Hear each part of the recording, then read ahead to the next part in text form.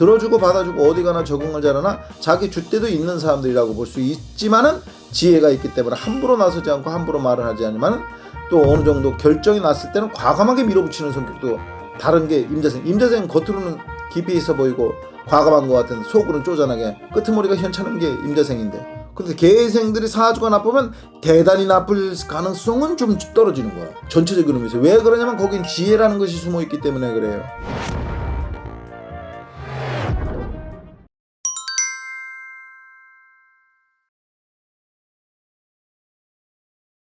안녕하세요, 선생님. 네, 안녕하십니까. 새해 복 많이 받으세요. 새해 복 많이 받으십시오. 2026년도가 이제 또 시작이 됐습니다. 이제 선생님과 40대 분들의 운세를 여쭤봤는데 이번 시간은 83년생. 83년생. 네, 이 돼지띠 분들인데 이제 44살이거든요. 돼지띠들. 네. 이분들의 좀 병원년 운세 좀 어떨까요? 개생의 개가 물이잖아. 개생의 해도 물이란 말이야. 근데 겉은 작은 물이고 속은 깊은 물이라고 그랬지? 그러면 외유 내강형의 성격을 가지고 있는 게 개유생들이라고 얘기할 수 있단 말이야. 이런 성격을 가지고서 병오년은 어떻게 볼 수 있느냐? 개라는 것은 물이기 때문에 차다고 볼 수 있어요. 해라는 것도 물이기 때문에 차다고 볼 수 있다. 물론 시간으로 보면은 여러분들 개수라는 게 뭐냐면은 북방개자예요. 따라해보세요. 감사합니다. PD님이 또 따라하라 그래. 북방개자란 말이야. 북방이라는 게 추운 거를 북방, 우리가 소련이나 또 러시아 여기 북방이라고 그러잖아요. 네. 북극권을 얘기하는 게 북방 아니에요? 그 개수가 북방개자란 말이에요. 그러니까 차갑다는 얘기 아닙니까? 해시, 해수, 해월이라는 게 양력 11월이고 시간으로 보면 밤 10시고 11시고 그렇기 때문에 이게 차가운 건데 극도로 차가운 게 개생이거든요. 그러면 병오년이라는 거 지난번에도 뭐 여러 가지 그 우리 많이 얘기했지만 병오라는 게 병이라는 게 태양인데 오라는 게 12시거든. 12시면 양력으로 6, 7월이거든. 그러면 뭐예요? 10살 땅에 떠오르는 태양이 병오년이거든. 병오생으로 불을 쓰는 사주에서 불을 쓰는 사람은 하나의 어떻게 보면 최대의 기운을 맞이할 수가 있다고 볼 수 있죠. 그러면 개생은 차가운 거 아닙니까? 임자생도 차가운 거 아니에요. 그럼 병오년이라는 것은 따뜻한 거거든. 따뜻한데 극도로 따뜻하단 말이야. 그럼 개생은 극도로 차가운 거고 지혜가 있으면 극도로 있는 것이고 지혜가 있으면 깊이 있는 것이고 생각이 깊은 것이고 들어주고 받아주고 어디 가나 적응을 잘하나 자기 줏대도 있는 사람들이라고 볼 수 있지만은 지혜가 있기 때문에 함부로 나서지 않고 함부로 말을 하지 않으면은 또 어느 정도 결정이 났을 때는 과감하게 밀어붙이는 성격도 다른 게 임자생. 임자생은 겉으로는 깊이 있어 보이고 과감한 것 같은데 속으로는 쪼잔하게 끄트머리가 현찮은 게 임자생인데 개생은 겉으로 보기에는 별거 아닌데 속으로는 추진력이 매우 뛰어난 거거든. 그런데 차단 말이야.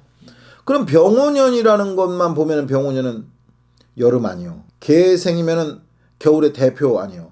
그러니까 이 두 가지 입장에서 본다면 개생은 춥고 병오년은 따뜻하니까 음양으로 볼 때 사주쟁이로 봤을 때 그것만 가지고도 대기란 한 해가 될 가능성이 매우 높은 거야.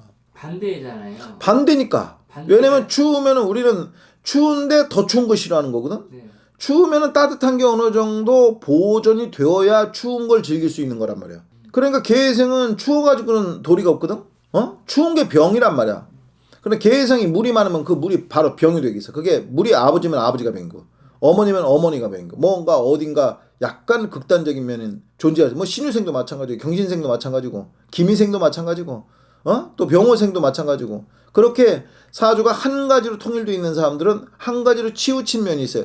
그 치우친 면이 하나로 단점이기 때문에 개생도 단점이 있다고 볼 수 있죠. 어딘가 하나 개생이 좀 지나친 면이 어디인가 뭐 공부를 해도 지나치게 친구를 사귄데도 지나치게 또 말을 했는데도 어떻게 보면 말을 단순하게 한다고도 볼 수 있고 단순하게 짧게 하다 보니까 어떻게 보면 고집세면 더럽게 고집세다고 볼 수도 있는 것이기 때문에 그런데 그런 놈들이 치우쳤기 때문에 반대로 유병방익이라 병이 있어야 비로소 귀해진다. 왜 그러냐면 미쳐야 성공한다는 얘기가 있잖아요. 그것도 우리 명리학에서는 이미 얘기하고 있는 거예요. 그게 바로 유병방익.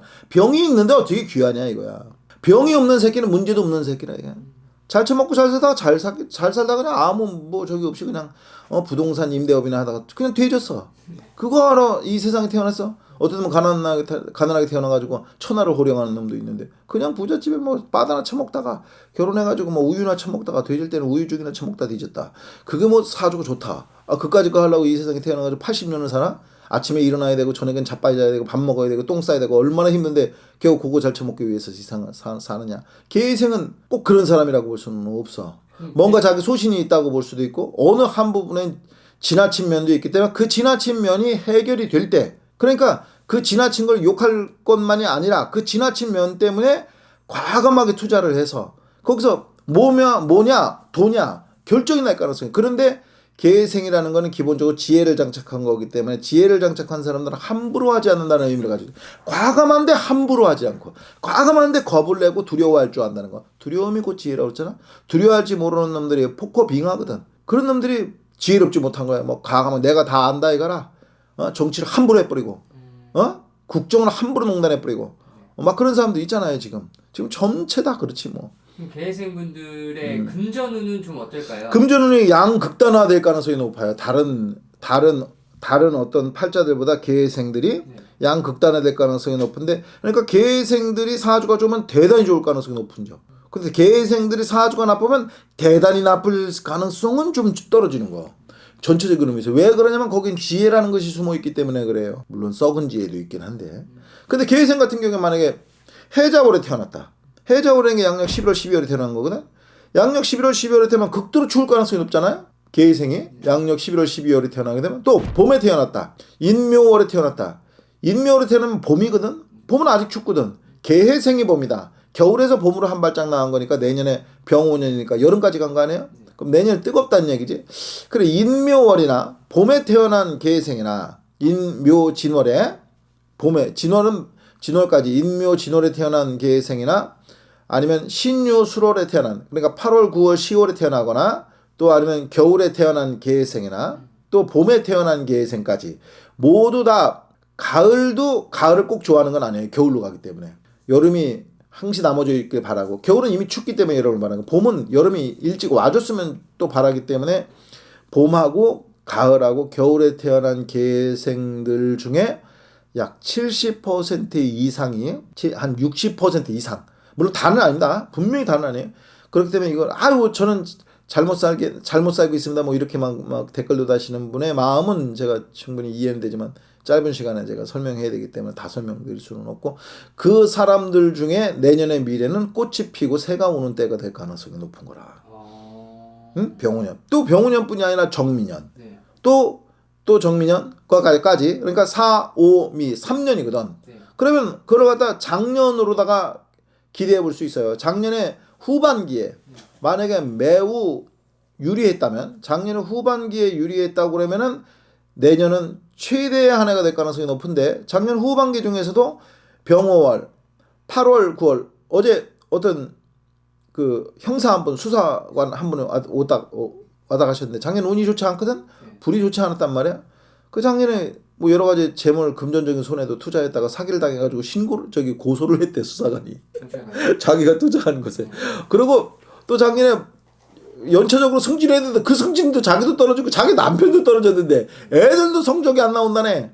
그리고 운이라는 게 한 번 들어올 때 그렇게 들어오는 수가 있단 말이야. 그래서 만약에 작년 10월하고 11월에 좋은 일이 있었다고 그러면 3년 내리 대기라고. 작년 10월하고 11월에 불리했다면 3년 내리 불리한데, 또 그것도 2분의 1로 나눌 수가 있어요. 작년 전반기에 유리했던 사람은 내년이 불리해. 내년이. 그 이유가 있어. 근데 그 설명은 안 돼요. 네. 설명은 이렇게 해가지고 설명이 되지 않아. 그건 대학 교수들하고 뭐 치열하게 토론해야 될 문제이기 때문에 그런 건 설명해도 모르고, 네. 뭐 말은 엄청나게 빠르신데 무슨 얘기인지 하나도 못 알아듣겠다고. 그럼 당연하지. 그게 뭐 물속에 안 들어가 있는 놈한테 물 밖에 나와서 물을 갖다 설명하는데 그 물을 어떻게 알아? 먹어는 봤냐? 모르는 거지 당연히. 뭐 햄버거도 안 먹은 놈한테 햄버거 맛을 맨날 설명한다고 햄버거를 한다는 게 말이 안 되는 것처럼 안 되지만 얘기해야 될 수밖에 없거든. 일단은 계생은 병원에는 기대해 볼 만하다.